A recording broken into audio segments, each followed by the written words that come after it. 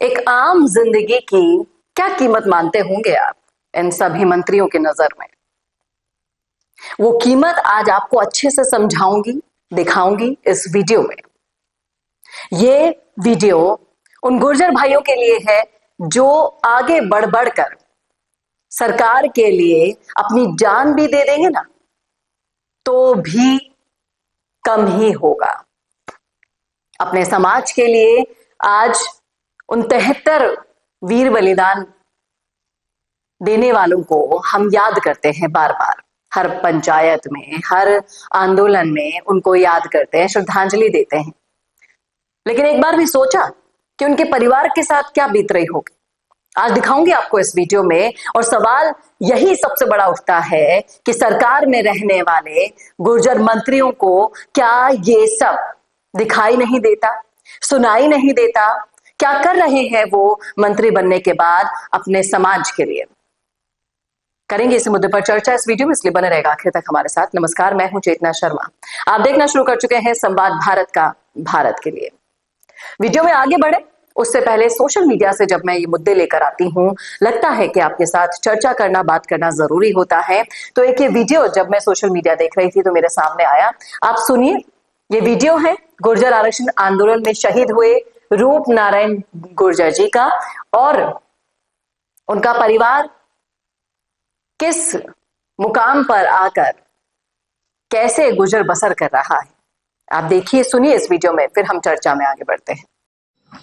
मैं विकास गुर्जर, पुत्र शहीद रूप नारायण गुर्जर। मेरा आप सबको प्रणाम। मैं आदरणीय मंत्री जोगाराम जी पटेल साहब से निवेदन करता हूं, साहब आपने मंत्रिमंडल की जो मीटिंग हुई थी 7 अगस्त को, उसमें मेरी नौकरी और मुआवजे की घोषणा कर दी थी, जबकि आज तक मेरे को ना तो नौकरी मिली है ना मुआवजा मिला है। साहब आपसे निवेदन है कि मेरी जल्द से जल्द नौकरी दिलवाए और मुआवजा दिलवाए। मेरे परिवार की स्थिति खराब है और हमारे गुर्जर समाज के आदरणीय मंत्री साहब बेडम साहब से भी मैं कई बार मिल चुका हूँ, उन्होंने भी काम हो जाएगा। साहब मेरी स्थिति खराब है, 100 दिन हो चुके हैं, आज तक ना तो मुझे नौकरी मिली है ना मुआवजा मिला है। साहब मेरी पीड़ा को समझो, मेरे परिवार की हालत खराब है। साहब जल्द से जल्द मुझे नौकरी और मुआवजा दिलाए साहब। और आदरणीय मुख्यमंत्री साहब से भी मैं मेरे मामले को तुरंत प्रभाव से देखे साहब, और मुझे नौकरी और मुआवजा दिलवाए साहब। मंत्री साहब आपके इस पास कई बार डोले है, सब हम तो फरता फरते वो होगा। मेरा बच्चा को जल्द से जल्द नौकरी दिलवाओ। तो देखा आपने, ये वीडियो झकझोर देने वाला है, उन नींद में सोए हुए लोगों की आंखें खोलने वाला है जो उम्मीद लगाए बैठे हैं अभी तक कि सरकार हमारा कुछ भला करेगी। हमारे समाज के मंत्री अगर बड़े बड़े मंत्री बन गए, हमारे समाज से निकले हुए लोग, नेता लोग बन गए, तो वो हमारे लिए सोचेंगे क्या? खाक सोचेंगे? आप सोचिए, एक परिवार की नौबत इस तरह आ चुकी है कि वो अब हाथ जोड़कर आपसे अपील कर रहा है कि उनके परिवार में अब खाने के भी लाले पड़ गए हैं। उनको जो वादा किया गया था वो वादा निभाएंगे कब? ये चल बसेंगे जब? इसी का एक और एग्जाम्पल आपको मैं बताती हूं। अभी हाल ही में पाली में हुआ था झाबर सिंह खर्रा जी के साथ। बिरसा मुंडा जयंती कार्यक्रम में गए थे, शरीक होने कैबिनेट मंत्री और हमारे जिला प्रभारी पाली के झाबर सिंह जी। एक ठेकेदार किस कदर इनके पास पहुंचा, तब ये लाइमलाइट में आ गया। ऐसे ये 2 साल से अपनी चप्पलें घिस रहा है, इसकी किसी ने नहीं सुनी। इसने क्या कहा आप सुनिएगा इस वीडियो में।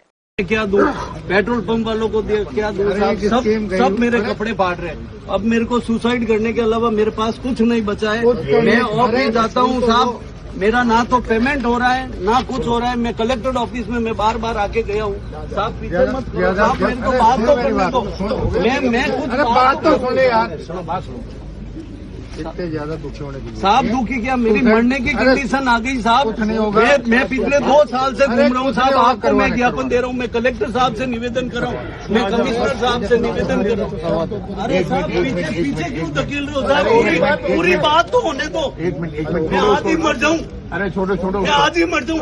अरे सुन ले मेरी बात, एक मिनट मेरी बात सुनो। साहब मेरे को मरने पे मजबूर कर दिया। तुम्हें ही बोलना है अकेले या मेरी बात सुनोगे? साहब मैं इतने टाइम से आ रहा हूँ, कोई सुनवाई नहीं हो रही है सर। तुम्हारा जितना पेमेंट यहाँ से पॉसिबल था उसका डबल करके दे दिया। जो सर क्या दिया सर? कुछ भी नहीं दिया सर। 9.5 लाख का टेंडर था, आपके आश्वासन पर मैंने 9.5 लाख के 14 लाख रुपए दिए सर।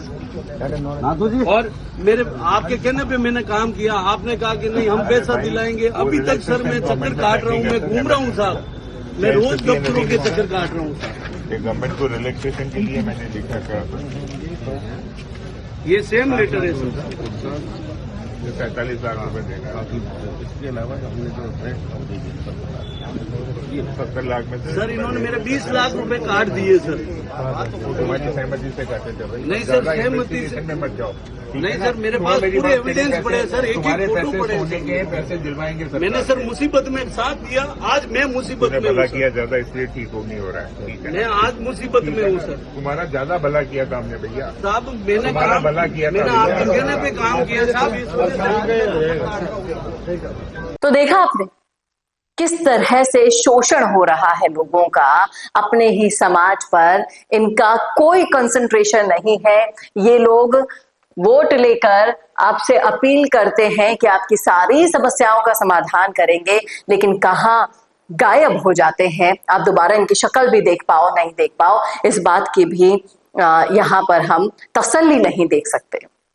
इस ठेकेदार ने किस कदर अपने हालातों से रूबरू करवाया, जान देने तक की धमकी मंत्री के सामने कर रहा है। आप सोचिए किस प्रताड़ना को झेल रहा होगा ये।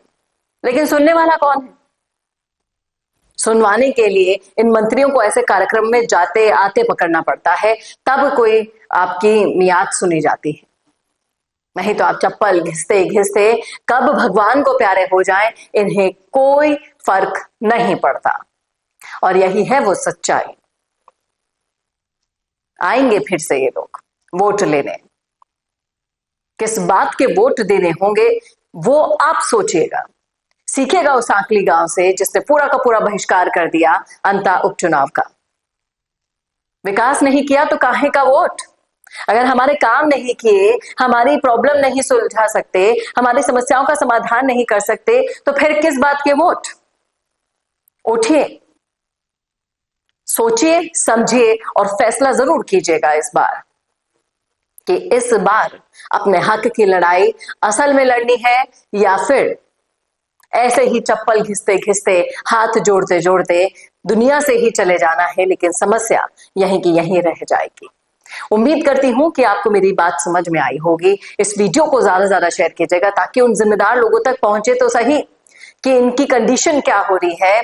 आज गुर्जर समाज के आरक्षण की लड़ाई लड़ते लड़ते कितने साल हो गए, कोई बलिदान को सराहा नहीं गया, कोई बलिदान देने वालों के परिवार के बारे में बात नहीं करता, और आप हक की लड़ाई के लिए बोलते हैं। सोचिएगा जरूर इस मुद्दे पर मेरी नजर से, और लिखिएगा राय जरूर कमेंट बॉक्स में। कैसा लगा वीडियो बताना ना भूलेगा, और ऐसे वीडियोस के लिए देखते रहिए संवाद भारत का भारत के लिए। नमस्कार। अगर आप बनना चाहते हैं पॉलिटिशियन, लेकिन पब्लिक स्पीकिंग और अपने विचारों को व्यक्त करना चुनौती लगता है, या कैमरे और पब्लिक के सामने किसी तरह से बोल पाए इसमें मुश्किल होती है, तो मिशी मीडिया सॉल्यूशंस लेकर आया है पॉलिटिकल कंसल्टेंसी कैंपेन, जिसमें वरिष्ठ जर्नलिस्ट और पॉलिटिकल एनालिस्ट की एक्सपीरियंस्ड टीम आपको मदद करेगी, जिससे आपकी आवाज और भी बुलंद हो जाएगी।